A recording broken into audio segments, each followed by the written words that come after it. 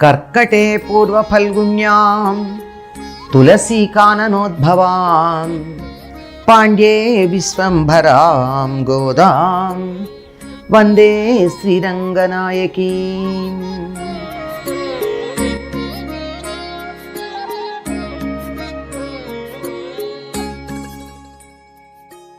Uncle மங்காலத்தரசர் அபிமான பங்கமாய் வந்து நின் பள்ளிக்கட்டில் கீழே செங்கமிருப்பார் போல் வந்து தலை பெய்தோம். கிண்கிணியவாய் செய்த தாமரை புப்போலே செங்கண் சிறிதே எம்மேல் விழியாவோ திங்களும் ஆதித்யனும் எழுந்தாற்போல் அங்கணிரண்டும் கொண்டு எங்கள் மேல் நொக்குதியேல் ఎంగళ్ మేల్ చాపమిలిందేలోరెంబావాయ్. ఈ ప్రార్థనతో ఇది 21వ రోజు ప్రార్థన. ఇంకా 22వ రోజుకు వచ్చేసారు. 22వ రోజు ఆవిడ ఇంకొంచెం ఇదే విషయాన్ని కొనసాగిస్తూ చెప్తుంది.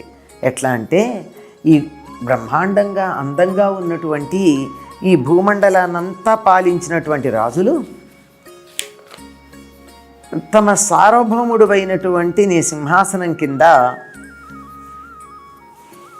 అలా పడిగాపులు కాసి కూర్చుంటారు, గుంపులు గుంపులుగా. ఎందుకంటే నీ చేత ఓడిపోయారు కదా. ఓడిపోయిన వాళ్ళు ఎప్పుడూ సమస్థానంలో కూర్చోవడానికి లేదు, పైన ఉండే అవకాశమే లేదు. ఇక్కడ కూర్చుని ఉన్నటువంటి వాళ్ళంతా నీ చేత ఓడిపోయారు గనక నీ పాదాల దగ్గర సింహాసనం కింద కూర్చుని ఉంటారు. ఆయనంత ఎత్తున సింహాసనం మీద కూర్చుంటే ఆ సింహాసనం కోళ్ళు ఎంత ఉంటాయో ఆ స్థాయి దాటకూడదు వీళ్ళ తలలు, అంత ఎత్తుగా ఉంటారు. అట్లా మేము కూడా అట్లాగే వచ్చాం. మేమెందుకు వచ్చాం, మేమెక్కడా ఓడిపోయాం నీ దగ్గర అంటే, నీ దగ్గర మాకు మా అభిమానం పోయింది. సాధారణంగా ఆడపిల్లలు నువ్వంటే నాకు ఇష్టమని ఏ మగవాడితోనూ చెప్పరు, మనసులో ఉంటుంది. కానీ మేము ఆగలేకపోతున్నామే.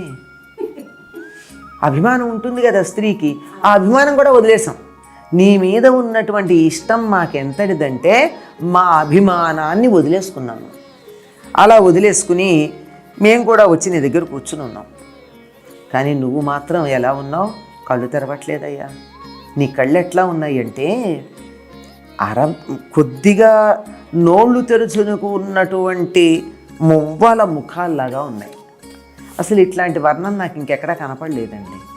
ఒక మన మువ్వలు ఉంటాయి కదా, ఈ మువ్వల లోపల ఒక చిన్న గులకరాయి ఉంటుంది కదా, ఆ మువ్వ శబ్దం బయటికి రావాలంటే చిన్న ఇలా తెరిచినట్టు ఉంటుంది కదా. కృష్ణుడు కళ్ళు అట్లా ఉన్నాయట. ఆ నల్లందేమో లోపల ఉన్న కనుగుడ్డు, ఈ కొద్దిగా తెరుచున్నదేమో విచ్చినట్టుగా ఉన్నటువంటి కళ్ళు. కళ్ళు నిద్రపోతున్నప్పుడు కొంతమందికి ఇలా రెప్పలు పూర్తిగా అతుక్కోవు, కొద్దిగా. మరీ పెద్ద కళ్ళు అయితే రెప్పలు కూడా ముయ్యలేనంత పెద్ద కళ్ళు ఉన్నప్పుడు ఏమవుతుంది, కొద్దిగా ఖాళీ ఉంటుంది. ఆ కాస్త ఖాళీలో నుంచి లోపల ఉన్న నల్లని గుడ్డు కొద్దిగా కనపడుతుంటే ఎట్లా ఉందో మువ్వలాగా ఉంది. ఎంత అద్భుతమైన వర్ణనం. అలాగే అరవిరిసినటువంటి ఎర్రని తామరల్లాగా ఉన్నటువంటి నీ కళ్ళు మెల్లగా విప్పి మా వంక చూడు. మంచి సాముద్రిక శాస్త్రాన్ని అనుసరించి పుండరీక జాతికి చెందినటువంటి పురుషుల కళ్ళు కొంచెం ఎర్రగా ఉంటాయి, స్త్రీల కళ్ళు ఎర్రగా ఉండవు. పురుషుల కళ్ళు కొంచెం ఎరుపు చారలతో కొద్ది ఎరుపు వర్ణం కలిగి ఉంటాయి. కనుక నీ ఎర్రని తామరల్లాగా ఉన్నాయి నీ కళ్ళు. అందులో నిద్రపోతున్నప్పుడు ఇంకొంచెం ఎర్రబడతాయి. కనుక ఎర్రని తామరలాగా ఉన్న నీ కళ్ళని ఒకసారి విప్పి మా వంక చూడు. ఎందుకంటే వాత్సల్యాన్ని ప్రసరింపచేయి. ఇక్కడ మళ్ళీ ఎరుపు చెప్పడం దేనికి, ప్రేమ వాత్సల్యం మొదలైన భావాలని ఎర్రని రంగుతో చెప్తారు. కనుక ఎర్ర తామరల్లాగా ఉన్న నీ కళ్ళతో మా వంక చూసావంటే వాత్సల్యంతో మమ్మల్ని చూసినట్టే. కనుక అప్పుడు చూస్తే ఏమవుతుందో తెలుసా, సూర్యచంద్రుళ్ళిద్దరూ ఒక్కసారి ఆకాశంలో ఉదయించినట్టుంటుంది నీ ముఖం. ఎందుకు, పరమాత్ముడికి ఎడమ కన్ను చంద్రుడు, కుడి కన్ను సూర్యుడు. రెండు కళ్ళు విప్పాడంటే ఎలా ఉంటుంది, ముఖం అనే ఆకాశంలో రెండు సూర్యుడు చంద్రుడు ఒకేసారి ఉదయించినట్టు ఉంటుంది. అట్లా మా వంక నువ్వు చూడవలసింది. ఒక్కసారి నువ్వు చూసావంటే ఏమవుతుంది, మా ఆగామి సంచిత కర్మల సంగతి పోనే పోతుంది. ప్రారంధం పోతుంది, ఆగామి సంచితం పోతుంది. వీటి గురించి మనం ఇంతకుముందు ఒకసారి అనుకున్నాం.